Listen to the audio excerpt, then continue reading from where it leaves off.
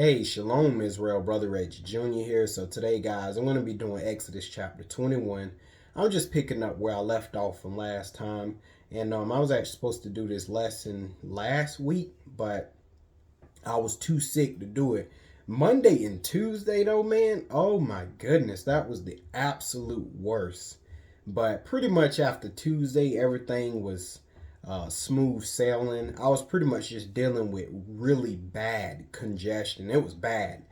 I mean, I couldn't even hardly talk without mucus coming out. I was really nasally. And so I just knew that I wasn't going to be able to do a lesson without that lesson being distracting. So I knew I had to wait till I got better to do a lesson. So I'm feeling pretty good right now. I would say I'm at like 99.6% just because I'm still kind of dealing with just a very little bit, just a small amount of congestion, but it's not bad enough to where it's making me nasally. So y'all probably ain't able to hear the nasally sound. That's how I know that the congestion got a whole lot better.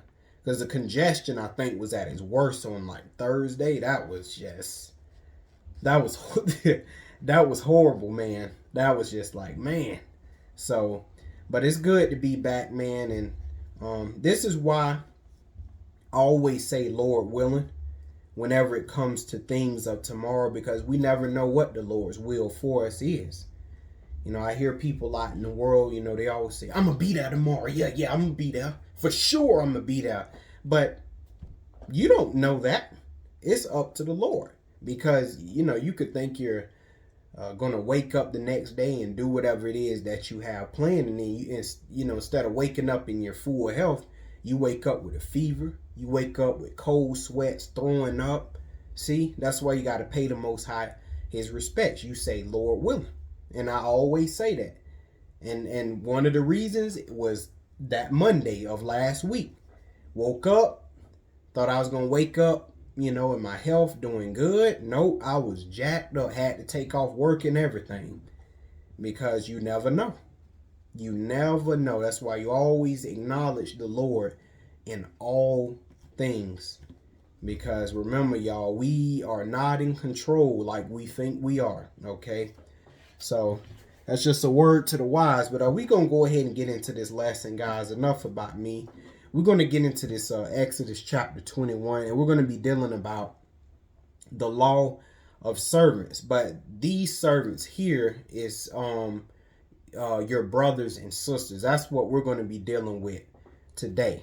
Okay, so let's go ahead and get into it. Exodus chapter 21. Let me get some water, y'all. Exodus chapter 21, and I'm going to read verses 1 through 6 first. And it says, Now these are the judgments which thou shalt set before them. And that's the Lord talking to Moses. Because remember in Exodus 20, the Lord came down on the mount. The mount was quaking, smoking, fire everywhere. And the children of Israel, they heard the Lord's voice. They were scared to death. Okay, they thought God was going to kill them. So they requested that Moses speak in God's place. Okay, be the mediator. Let him speak. In which the Lord said, hey, you do well by letting Moses speak for me. All right, so now this is Moses speaking in place of God. Now in this verse 1 where it says, now these are the judgments which thou shalt set before them. So let's reinterpret that verse. Basically, the Lord is telling Moses, what I'm about to give you is how I expect Israel to handle certain situations that's going to arise in the land.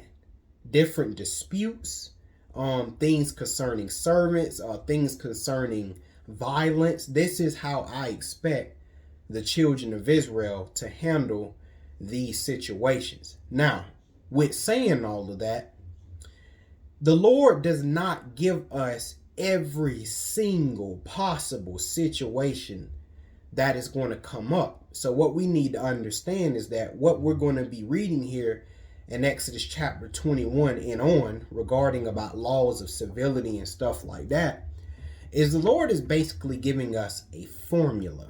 All right. because he knows that some weird stuff can happen. And Israel's going to need to know how, in other words, how to govern themselves.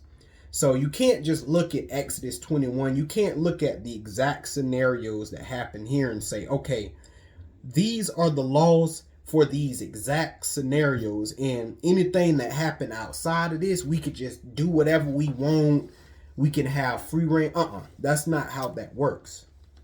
The Lord is basically giving us essentially, yeah, these scenarios apply, but he's basically giving us what if situations. What if this happened? Okay, if that happens, this is how I expect you to handle it, because I gave you an example right here in the law of how you should handle something that's similar to what I explained. Okay, let me give you a better way of describing that. It's pretty much like the dietary law, right? The Lord doesn't describe every single animal. He just doesn't. He lists a couple of animals. He differentiates those animals, what makes them clean, what makes them unclean. But obviously he did not list every single animal. So you can't then say, okay, well, he didn't list this animal in here. That must mean this animal's good to eat, or this animal's forbidden to eat. No, the Lord basically gave you a formula. Look, you see that this animal's cloven footed, it split the hoofs, and it chewed the cuds. You can eat it. So animals that I didn't name in this dietary law, and you come across these animals in the wild, all you have to do is apply the formula. You got to look on the animal. Okay, you observe it. Do it chew the cud, meaning do it chew the grass? Okay, yeah, it do. Okay, is it cloven footed? Yeah, okay, let me see if it split the hoof. Yeah, okay, now I can eat it. That's essentially what we reading right here in Exodus 21 and on regarding the laws of civility and other different situations that may pop up. I just thought I would throw that in there so we understand that these laws aren't situation specific, but it covers all situations, okay? So let's go ahead and get into it. Verse 2, and it says, if thou buy a Hebrew servant. So this scenario that we're going to be dealing with right here is if a man buys a Hebrew servant. Obviously, if a man who is a Hebrew buy a Hebrew servant, meaning if he buy his brother, says 6 years he shall serve. So 6 years your brother is going to serve you. And in the 7th year, he shall go out free for nothing. So 6 years, your brother going to work for you and serve you. But in the 7th year, he's going to go out free. And when it says free for nothing, the Lord is basically saying he's not going to have to pay for his freedom. You're going to just let him go. All right. Now, it's different with the females. We're going to get to that a little later. But he's saying for the Hebrew servant, the male, your brother. Okay, he's not going to have to be redeemed. Okay, he's not going to have to pay for his freedom. You just let him go. All right, it's the right thing to do. And just a heads up, brothers and sisters, when our people got in the land, they didn't do none of this stuff right here. This is why we in captivity. Well, not why, but this is part of the reason why we're in captivity, because we wasn't doing none of this. Our people, I hate to say it, man, we were pure evil in the land, and we gave the Lord a bad name, because that 7th year would come, and instead of letting our brother go, we would keep him. And that would even apply to especially our brothers that serve the Lord, and we happen to have them as servants, and we experience the Laban effect. Then you like, I ain't gonna lie, I kind of don't want to let him go, man, because ooh, man, ever since he been serving me, man, I just been getting rich. Man, my crops been prospering because he served the Lord. So that 7th year come, man, I ain't letting him go. That stuff right there is why we in captivity. I'm just letting you know. We didn't do any of this stuff, all right? Now, verse 3 says, if he came in by himself, right? So if he came to serve by himself, he shall go out by himself. Okay, so basically the Lord is about to say everything he came with, in terms of persons, he gonna lead with it. So if he came by himself, he gonna lead by himself. If he were married, then his wife shall go out with him. Okay, so we not gonna have no mess. Him and his wife serve you. Okay, and remember, this is your brothers and this is your sister. But your brother ain't gonna come serve you with his wife, and then you let him go. But then when it come to the wife, you like, boy, I ain't gonna let her go because I ain't gonna lie, man. She is a 5-star chef. This lady can cook like nobody's business. Okay? Or there's something that she does that is just, it's incredible. And the man is like, I ain't gonna lie, boy, I can't let her go, man, because she just does such a great job around the house, in the field. I ain't letting her go. No, the Lord said, no. When it's time for that Hebrew man to go, you let him go, and you let the wife go with him. But like I said, I have to reiterate this, brothers and sisters. When we were in the land, we didn't do nothing that God told us to do, which is partially the reason why we right here in captivity looking silly. Verse 4 says, if his master, now this verse 4 says, if his master have given him a wife. So you got your brother, he coming, you bought him, okay, and he coming to serve you, right?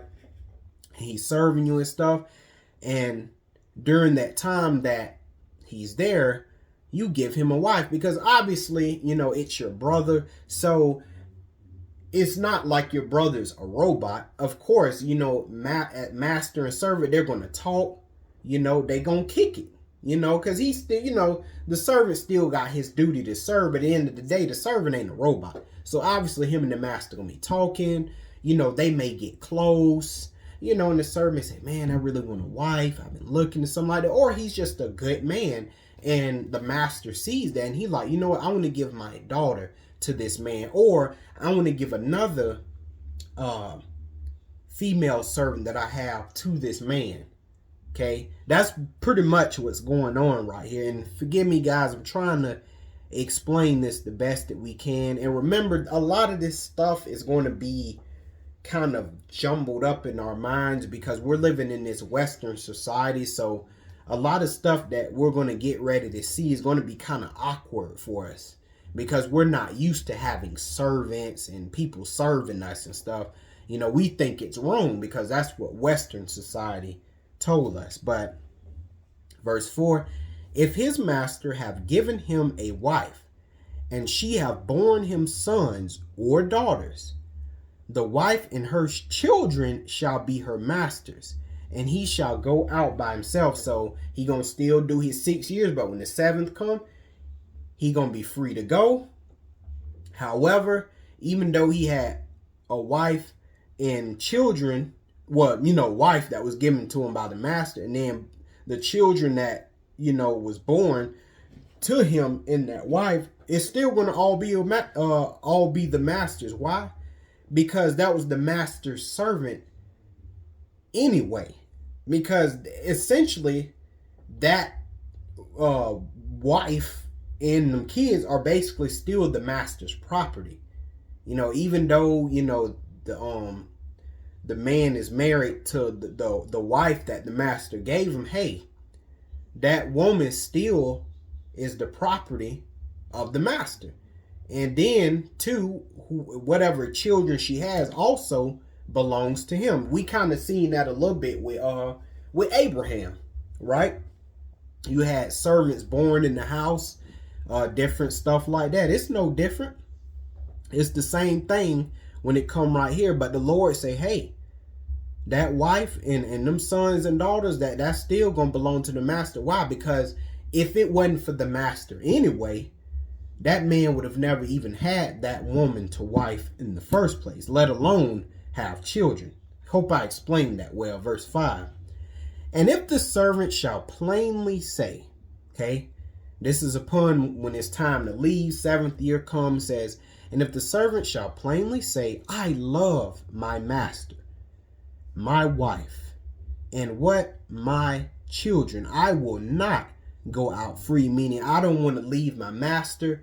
I want to stay. Now, obviously, this man, your brother, who is the servant of the master, he may actually have a great relationship with the master, and the master may actually treat him really well. But come on, guys. I mean, I'm sure that the main motivation for that man wanting to stay, your brother wanting to stay, is that wife and them children. Okay, that is the main reason. I'm pretty sure that is the main motivation.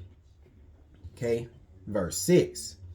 Then his master shall bring him unto the judges.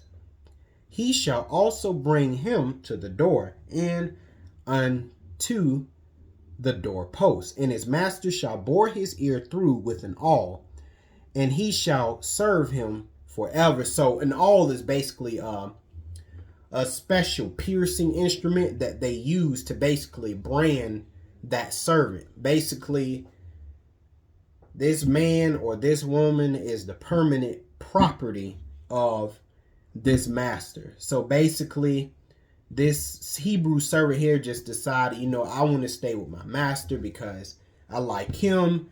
I love my wife.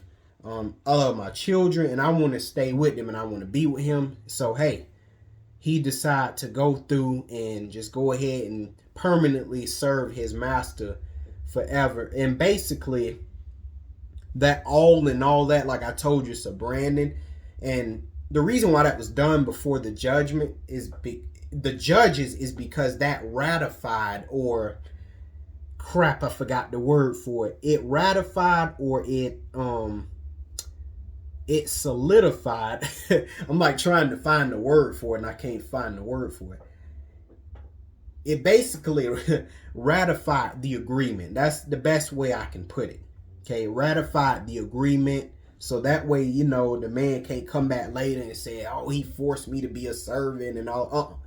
It was done in the sight of witnesses. Okay, this is what he said he won't. This is what's happening. Okay, this is the agreement, and now we're going to make this agreement final. Okay, now we're going to go ahead and read verses 7 through 11, because now we're going to get ready and we're going to talk about the female. All right, verse 7, and it says, and if a man, sell his daughter to be a maid servant, and this is still talking about a Hebrew. If a man sell his daughter to be a maid servant, she shall not go out as the men servants do. Meaning that female servant, when she worked 6 years, she's not going to leave in the 7th year like the Hebrew male servant do. Because, the Hebrew male servant in the 7th year, they didn't have to buy their freedom. They didn't have to pay for their freedom. And I'm going to show you there was a reason for that. Okay. Once again, here come that Western society, but I'll show y'all what it is. But let's just keep reading. And it says, 8, if she please not her master. Okay, the one that this Hebrew woman, she was sold to her brother. And it says, if she please not her master, who have betrothed her to himself. Meaning, okay, at some point in time when this woman was serving, her master, he fell in love with her. Okay, and he engaged her to be his wife, right? He didn't marry her yet, but basically an engagement, and basically is an agreement that, hey, soon I'm going to take you to be my wife, right? So it says, if she please not her master, and I know it says that, but really what it's saying is if he pretty much don't want her anymore. He engaged to be married with her, but for whatever it is, he's not attracted to her no more, don't want to really be with her no more. He breaks off this engagement. Says, then shall he let her be redeemed. So the Lord like, that's enough.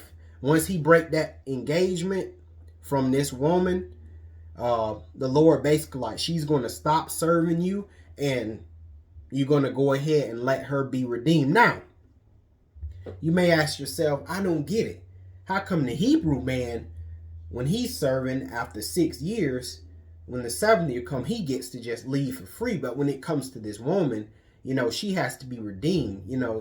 She has to, her freedom has to be paid for. When we say redeemed, basically, pretty much whoever it is that sold her, which would be her father, if a man sell his daughter, which would be her father, he would naturally be the one that would redeem her. And let me tell you why.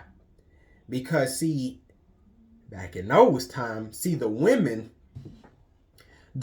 were provided for back in those times. Okay, back in the ancient world, it ain't like how it is today in this Western society. The women pretty much got free reign. They get to do whatever they want to. No, the man literally provided everything. Okay, literally provided everything. So the woman was always taken care of by some man, whether it was the father, the brother, her uncle, like Hadassah, her uncle Mordecai, stuff like that. The woman was always cared for and taken care of by a man. But a man was expected to stand on his own. And the Lord knew that men had it a little harder in terms of having to provide. We didn't have nobody take care of us. It was just, we have to provide. We have to be the provider. So therefore the Lord, like, hey, you're not going to add to that burden by when it's time for this man to leave. You're going to make him pay all of this money to go free, which that's some foolishness our ancestors had the men doing, because again, they didn't do anything this law said right here, which is partially the reason why we were in captivity. We didn't do nothing God told us to do. But the women, like I said, they pretty much were taken care of by the man. But this Western society, women pretty much got their own job. They provide for themselves and all. It's the old traditional way of life. The traditional man, the traditional woman. If that woman didn't have a husband, who was she taken care of by? By her father or, her brother. That's like how it worked back in those times. So I know when we read this stuff, it seems a bit odd because we like, what? Why does the man... This Western mind really makes us think that this is oppression, but it's not. The Lord had an order, and that order worked. That's why it's all this complaining. Now, these women complaining like crazy over here in this Western world. But hey, we just did things God way. Hey, we would have been all right. But, Satan, he got his ways. But we're going to keep on reading. We got to finish up verse 8. It says, to sell her unto a strange nation, he shall have no power, seeing he have dealt deceitfully with her. Why? Because this master dealt deceitfully with her, because he told her, yeah, I'm going to marry you and stuff like that. Got engaged to her. But then he broke off the engagement for whatever reason. I don't like the way she looked no more. Her ear looked funny. Whatever the reason is, he broke off the engagement. So the Lord said, okay, because of that, you're going to let her be redeemed. And no, you're not going to sell her off for money to someone else. No, you're going to let her be redeemed. And more than likely, she's going to be redeemed by the person that gave her, which would be, in this case, her father. All right, as stated in verse 7. Okay, so now we're going to keep going. Verse 9 says, and if he have betrothed her unto his son. So let's just say this master received this Hebrew female servant to him. She's working and stuff like that. In the process of time, he gives her, he gives her, because I be trying to work this stuff out, but with this old English, he gives her, the master gives her to the son. Basically, I'm going to engage you to my son so that way you could be married to him. All right. Says, he shall deal with her after the manner of daughters. So once that master take this woman and give this woman to his son to be engaged for marriage, okay, he said, all right, look, the Lord, like, you ain't going to no longer deal with her like a servant. You going to treat her like she your own daughter. That's how the Lord expected the master to treat this female servant who now is engaged to the son. Verse 10. Now it says, if he take him another wife, her food, her raiment, and her duty of marriage shall he not diminish. So, let's say that master gave this woman to be, hold on, y'all. I'm trying to get this darn English right, man. This master take this woman, like we had just read, and give this woman to the son to be married to his son, okay?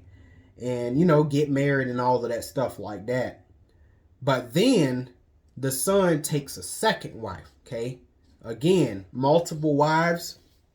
It is not forbidden in the eyes of the Lord. But if you do it, you have to do it right, or the Lord is going to come across your head, okay? He said, look, if he, meaning that son, take another wife, her food, her meaning the first one, meaning the girl that was the servant, you're not going to diminish her food, her raiment, or her duty of marriage, sex, and all of that. You're not going to diminish any of that, okay? Everything going to be equal across the board. Just how you do for the second wife, you going to do for the first wife. Because, you know, you done had your first wife for a while, then that second wife come, everything is all new, everything is spicy, you happy and excited. You're not going to diminish what you've been doing for the first wife and give it all to that second wife because you're excited. The Lord is like, absolutely not. You're going to do everything just right. And just mind you guys, in any way, when you talk about having a second wife, third, fourth, fifth, sixth wife, I mean, you have to have money. I'm serious, especially when you do it the way the Lord told you to do it. Okay, you have to have money to do these things. You cannot be a broke man doing this stuff. All right, just a word there, just a word to the wise. You had to have money, so that lets you know our ancestors, the men, they were not broke. I mean, of course, you had some that was poor or some that just wasn't really well off, but a lot of our ancestors, man, they had bread. They wasn't broke at all. Okay, let's keep reading. Verse 11. And if he do not these three things unto her, meaning that first wife, then she shall go out free without money. Then you're going to let that servant girl out for free. She's not going to have to be redeemed. She's not going to have to pay for her free. She's just going to go out. Okay, she's going to get to leave free. And this is the Lord right here avoiding any, he's trying to keep at bay any strife, any confrontation and stuff, because he know Israel. Israel get heated. They feel wrong. They want to fight, kill. The Lord got these laws in place to prevent that. And like I said, I'm going to say it again. When we got in the land, we didn't adhere to any of this stuff. We did whatever we wanted to do, and that's why we where we at right now. Okay. Anyway, now we're about to go over the laws about murder and strife. Okay, this is what we're going to go over. Okay, verse 12. So the Lord says, through Moses, of course, he that smiteth the man, meaning he hit a man, so that he die, shall be surely put to death. So the Lord is like, look, if a man hit another man, especially with the intention to kill him, but that don't matter anyway. The Lord is saying, look, you hit a man and you kill that man, you going to be put to death. All right. And see, let's just go ahead and read Genesis 9 and 6 real quick. Genesis 9 and 6, because we're going to see something. We need to understand, brothers and sisters, none of these laws are actually new. It's just the first time these laws were brought together and given to a nation. But these laws right here, they've been here. Genesis 9 and 6, and it says, let me see. Is that really what I wanted? Yeah, Genesis 9 and 6. And it says, this is the Lord talking. This during the time with Noah. It says, whoso sheddeth man's blood, by man shall his blood be shed. For in the image of God made he man. So we see that this law about murder, it was all the way back here with Noah.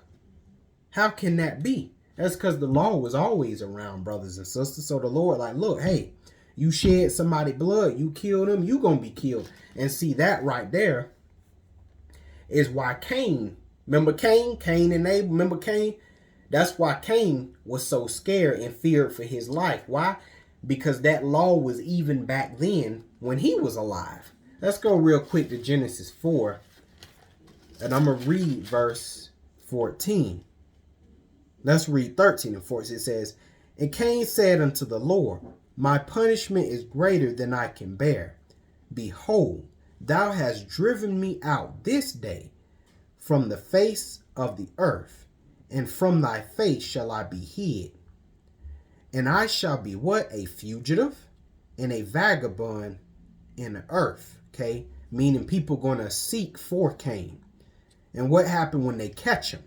And it shall come to pass that every one that findeth me shall slay me. So Cain understood that even way back before Noah. He understood. I killed my brother. Now somebody's going to come and kill me. Why? Because that law was all the way back there. You can't think that the Lord didn't teach Adam and Eve and all of them his laws. That's why they knew about first fruits and all that. Why? Because the Lord told them. He told them about that, brothers and sisters. The law was always here.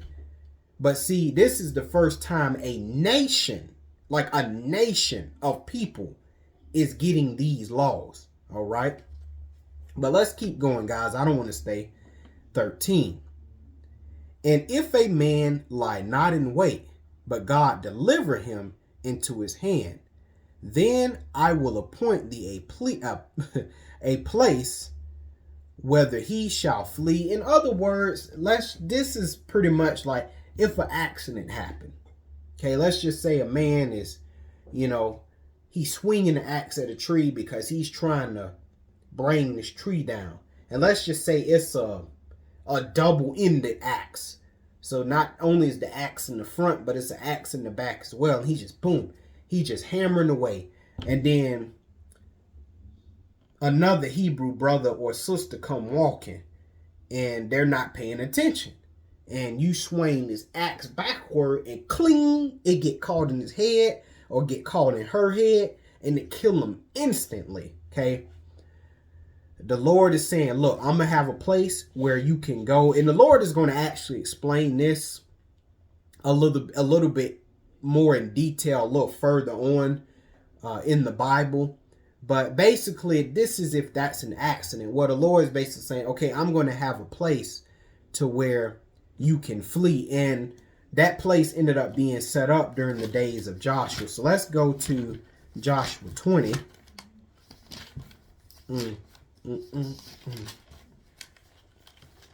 Joshua 20 verses 2 through 9, and it says, let's just read 1. The Lord also spake unto Joshua, saying, Speak to the children of Israel. Speak to the children of Israel, saying, Appoint out for you cities of what refuge, whereof I spake unto you by the hand of Moses. Which, to my right here, Exodus 21.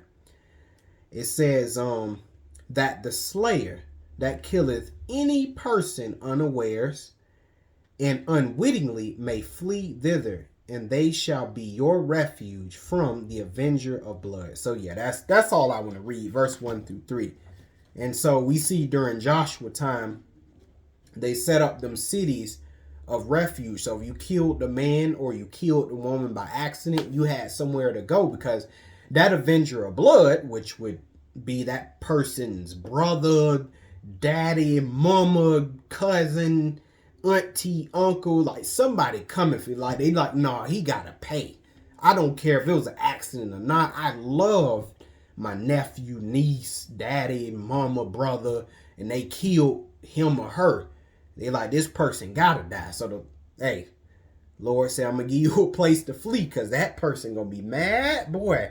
And it was a place that you went, at least to the person's anger died down. But 14, look at what the Lord said. He said, but if a man come presumptuously upon his name, and he come up boldly on his neighbor, He come up like that to slay him with guile.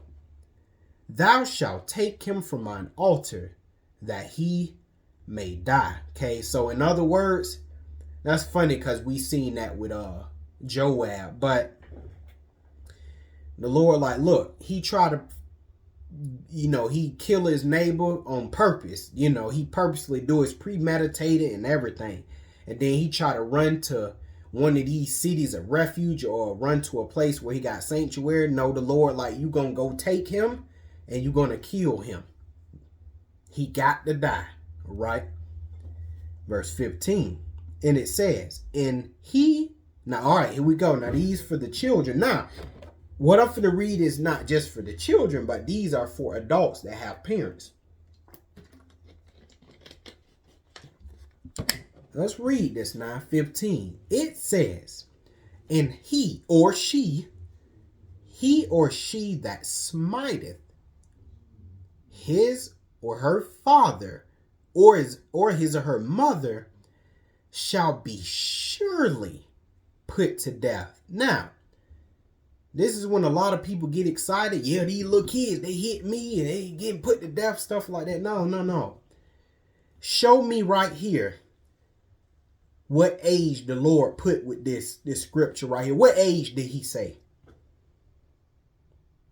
When you 15, when you 20, when you 40, 50. No, Lord didn't give no age limit. The Lord is telling you, I don't give a damn what age you are. You put your hands on your father or your mother, you got to die. And let me tell you something. I know we got kids, little kids doing that stuff today, but you got these adults who nasty. They in their 30s and their 40s and their parents old now, and they treat their parents like garbage, putting their hands on them and everything. I'm telling y'all, I don't care if you believe me or not. It's not y'all business. That's why the death toll in this world is reaching astronomical numbers, because stuff like this is happening. And see, when man don't enforce these laws, see, that's what's scary. When man don't enforce these laws, here come God. That's when the Most High gotta step in. And that's why you see people being hit by buses, 70 car pileups, everybody in the pileup dead. 70 people dead. And you think, man, what a freak accident, but all of them people doing evil. Now, that don't mean just because they died doesn't mean they was doing evil. Sometimes it's just time and chance. But seriously, stuff you think be freak accidents actually be the Lord getting his revenge for the evil that these people have done. Because it is bad out here, man. It is. It's bad, man. So we're going to just keep it moving, because I don't even want to think about some of this stuff. 16. Now it says, and he that stealeth a man, meaning kidnap a man, and selleth him, or if he be found in his hand, he shall surely be put to death. And I'm trying to work out the scenario, but I'm going to just put it this way. Basically, Joseph, y'all remember the story of Joseph, right, and his brothers. Basically, Joseph's brothers were supposed to be put to death, okay?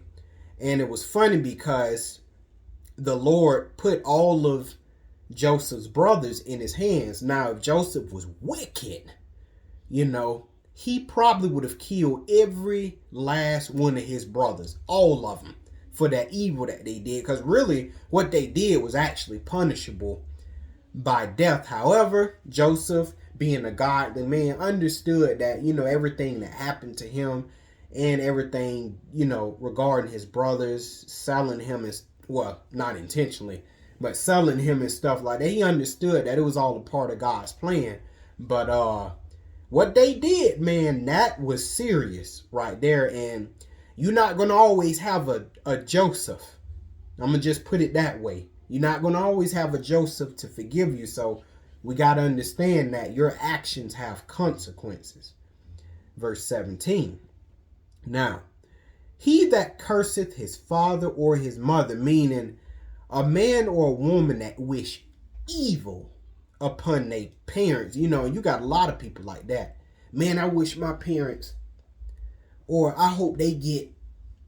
That's the stuff the Lord talking about right there. He said that stuff like that. He said they shall what? Surely be put to death. The Lord don't play, man. Why? Because your parents are essentially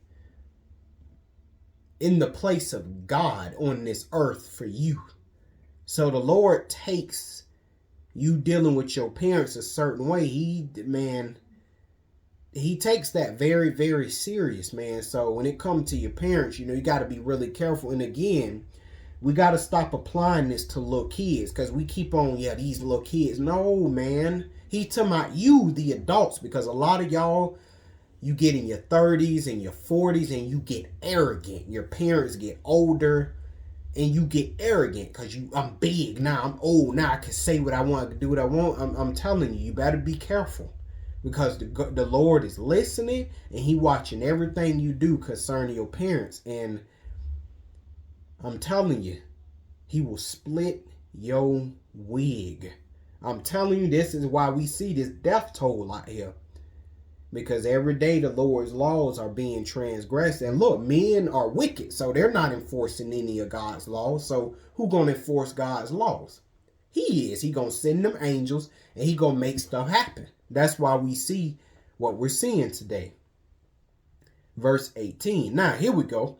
Says, if men strive together. So if two men are fighting and one smite the other with a stone or with his fist, and he boom, and he died not, but keepeth his bed. So he just boom, man. Just lay the man out, right? He go out, or he beat the man, let's just say within an inch of his life, but he don't die. Okay, he's pretty much in his bed or he's in the hospital, pretty much. Says 19, if he rise again and walk abroad upon his staff, then shall he that smote him be what? Quit, meaning be acquitted, being innocent. All right, you're not going to put him to death, right? They had a scuffle, and this is just how things ended up. Says only he shall pay for the loss of his time, and shall cause him to be thoroughly healed. Why? Because while that man is sitting at home injured from that beating you gave him, he can't go out in the field, he can't work, or he can't be in the marketplace selling. So he can't provide for his family because he's down and out. So the Lord expects the man that beat him to pay for him his loss of time. Loss of time doing what? It's just what I said. Working, making money for his family. Says, and shall cause him to be thoroughly healed. So he gonna make sure that this man's health is on the up and up. Verse 20. Now, and if a man smite his servant or his maid with a rod, and he die under his hand, he shall be surely punished. So if a man have a servant, okay, or a maid, and smite him with a rod, boom, maid, for whatever reason, master got mad and bam, okay, and the servant died because of that lethal hit. Says he shall surely be punished. Okay, so the master is to be punished. 21. Notwithstanding, if he continue a day or two, he shall not be punished. Okay, now we don't really know what that punishment is. We don't know if the master has to die. I would think the master would be put to death, but it don't really say that. All it says is he shall be punished. But anyway, 21, it says, but if the servant that boom he hit, continue on, he survived what he just messed up. Says you're not going to punish the master. Why? For he is his money. He's going to be the master's going to be the means in which the servant is going to be taken care of, if that makes sense. Because if you go ahead and put the master to death, or you do something with him, this servant can't be reparated for what happened to him. That's just the best way that I can say it. Verse 22. Oh, here we go. If men strive and hurt a woman with child. Okay, so two men, they fighting. We see it a lot. They fighting. boom, boom. They throwing blows, and then there's a woman behind him, and boom, accidentally hit her, and she fall or something. Okay, so that what? Her fruit depart from her, and yet follow no mischief, so just boom, accidentally hit her, and this woman fall, and it causes her, let's just say, to have a miscarriage. She loses her child. It says, he, meaning whoever did the deed, shall surely be punished, according as the woman's husband will lay upon him. So the man who did it, he gonna be punished accordingly to however the woman who lost the child, to the woman who lost the child, her husband gonna be able to punish the man however he see fit. And this woman could just be a random woman, just a innocent bystander.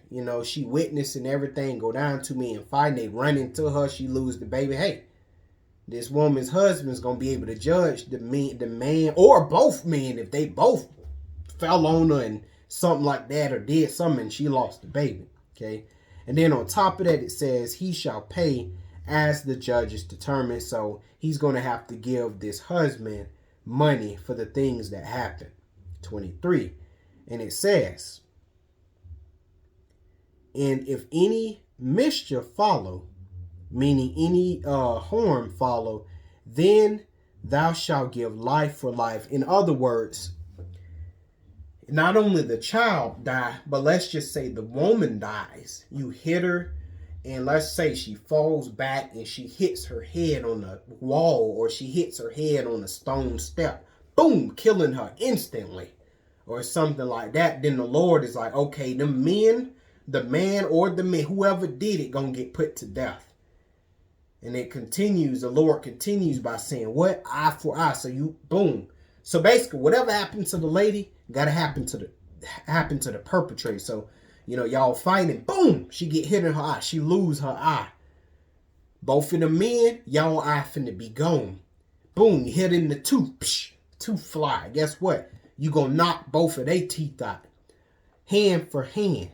Foot for foot. So she lose her hand. She lose her foot somehow. Guess what? You gotta take yours. Burning for burning. Wound for wound. Strike for strike. Whatever happened to this woman in terms of her physical harm, this is outside of the baby being lost. Anything that specifically happened to the woman, it's got to happen to these men. So guess what? When you know that, guess what it's going to do? Keep you from fighting. Well, let's not fight, brother, because, what if it be a woman or something, and we accidentally hit her or something like that, she lose her eye, bro. We got to lose eyes, man. Let's just squash the beef. Let's just kill it. Let's kill it. Let's kill the beef, man. Because, it ain't worth it. Well, that's what these laws are supposed to do, deter you from doing evil.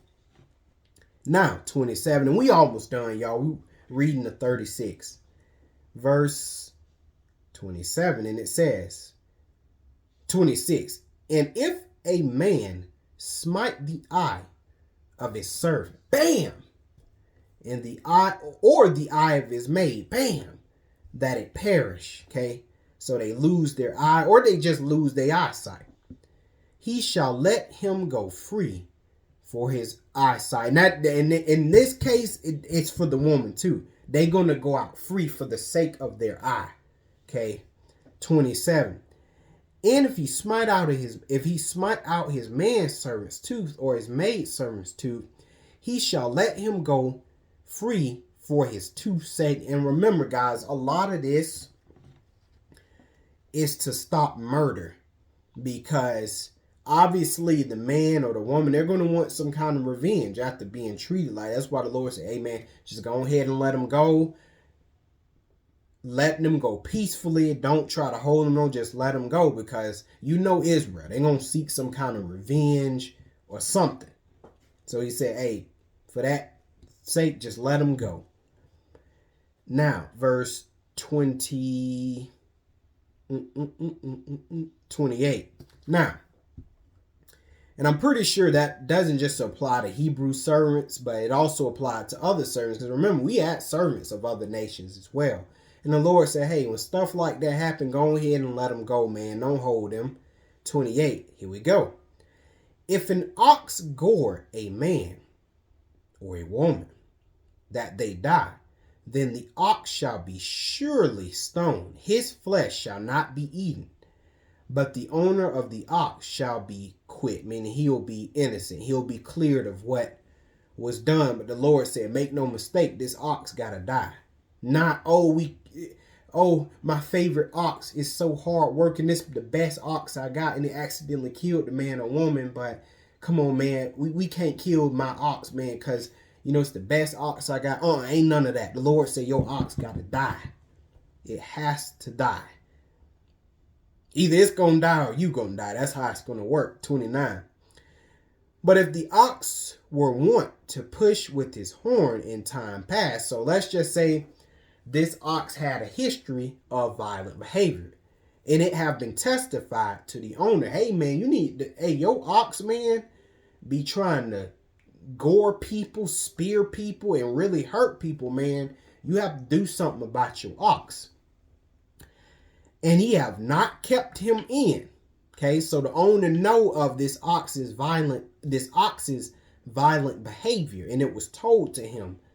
But he like, man, no, I'm gonna let him do what he want to do. Don't that sound familiar with Israel that got dogs that they let run around terrorizing everybody? Says, but that he killed a man or a woman, the ox shall be stoned, and his owner also shall be put to death. So the ox and his owner gonna be put to death.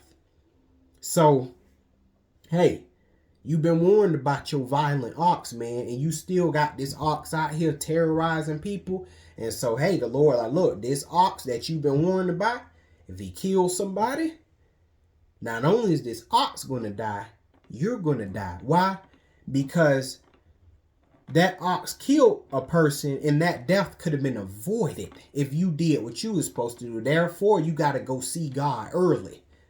Who want to go back seeing God early when the whole thing could have just been avoided by keeping the ox in or whatever you had to do, man? That's crazy, but that stuff actually kind of goes on today. I've heard of stories where there have been Israelites, and not only Israelites, heathens too, but they have like a violent pet, a violent dog, okay? And they always let their dog out the house, and the dog going around barking, trying to bite people. It's just a violent dog. And everybody go up, they, knock on the neighbor door. They like, hey man, your dog out here chasing people. It's chasing kids. It's trying to bite everybody, man. You need to get your dog, man. Take it to the pound, do whatever you got to do. But you need to get your dog. And got that owner. My dog ain't doing that. It don't bite people, don't do it. You just exaggerating. You just don't. Okay. Then one day, you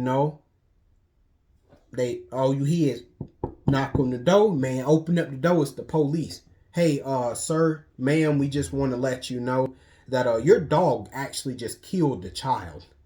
So we're gonna have to take your dog, and we're gonna euthanize. We're gonna basically put him down, and you have to pay a fine. God said, ain't none of that stuff.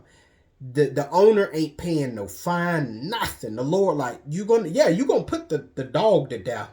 But the Lord, like, you're going to put this owner to death too, because he knew better. Ain't no amount of money going to bring that life back. Get the owner, him or her, and put them to death. That's the Lord's justice. See, that's how the Lord roll. That's how the Lord get down. But see, we don't want to do things God way. And I said that, guys, because I've actually heard stories like that. I've actually heard stories just like that. Just what we read in 29. I've actually heard stories just like that, but except with dogs. It's a shame, man. Senseless deaths. Verse 30 says, if there be laid on him a sum of money, then he shall give for the ransom of his life whatsoever is laid upon him. Okay, never mind. So he was to be put to death, but the owner was to be put to death. However, it looks like there was some wiggle room If the person decided, oh, but it's up to the person, if they decided, you know what, I should just kill you. I could just kill you, but instead, man, just go ahead and just give me back 500 pieces of silver, man, I'll let you go. Now, that's something a righteous person would do. But the wicked person, they'll probably just put you to death. But I see more so of a righteous person doing that, just being like, you know what, I should put you to death because that was my daughter that was killed. But because I value life, and because, life belongs to God and stuff like that, I'm going to let the Lord deal with you. But as a form of repayment, 500 pieces of silver, man. Come up with it, and I expect you to have it. Give it to me, and we'll call it even. That's more something the saints would do. So I can actually see a saint doing that rather than the other option, which sucks. We don't want that option, but sometimes people just be mad. 31 says, whether he have gored a son or have gored a daughter, according to this judgment shall it be done unto him. So whether this ox had gored a son, a daughter, it didn't matter. The ox was to be put to death, and the owner was to be put to death, unless the person whose child or whatnot was killed, said, hey, just pay me instead. Okay, then it could be done that way. Now, but the reason why the Lord wrote that too is you're not going to tell the man, okay, I'm going to spare your life. Just give me 500 pieces of silver. He give you 500 pieces of silver so you don't kill him. But instead of just taking the money and sparing his life, you take the money and you kill him anyway. See, that's evil. You don't do stuff like that. And that's stuff we were doing in the land. Again, that's why we right here in captivity. Didn't do nothing God told us to do. Okay, here we are. Let's see. 32. The ox shall push a man's, if the ox shall push a manservant or a maidservant, he shall give unto their master 30 shekels of silver. That's a lot of money, man. And the ox shall be stoned. So if this ox, hurt a manservant or a maidservant, then the ox was to be put to death, and the person that owned the ox was to give the master of those servants 30 shekels of silver. That's a lot of money too. 33 says, and if a man shall open a pit, or if a man shall dig a pit, and cover not it, and an ox or an ass fall therein. So a man dig a hole, he digging all around everywhere. For what reason? We don't know why. Said, but if he don't cover it up, and an ox or ass fall into it, it says, the owner of the pit shall make it good, and give money unto the owner of them, and the dead beast shall be his. So in other words, this beast that fell in the pit, and if it died, okay, you had to basically give money for what this beast was worth. You had to give that owner that money. And I'm sure even if the ox didn't die, you still had to pay for not the ox, but just the beast in general. I'm sure you had to make reparation for the injury. That's what I'm trying to say. 35 says, and if one man's ox hurt another's, that he dies. So you got an ox and it hurt somebody else's ox, that he died. Then they shall sell the live ox and divide the money of it. And the dead ox also they shall divide. Or if it be known that the ox have used to push in times past, and its owner have not kept them in, he shall surely pay ox for ox, and the dead ox shall be his own, boy. So the Lord wasn't playing. This is a God of justice that we dealing with. But these were the laws, brothers and sisters, that the Most High gave us to govern ourselves. Every kingdom has laws, but then all of a sudden, when it comes to the Most High, we could just do whatever we want. No, that'd be a kingdom of chaos. that'll be confusion. God is not the author of confusion, but he's the author of peace.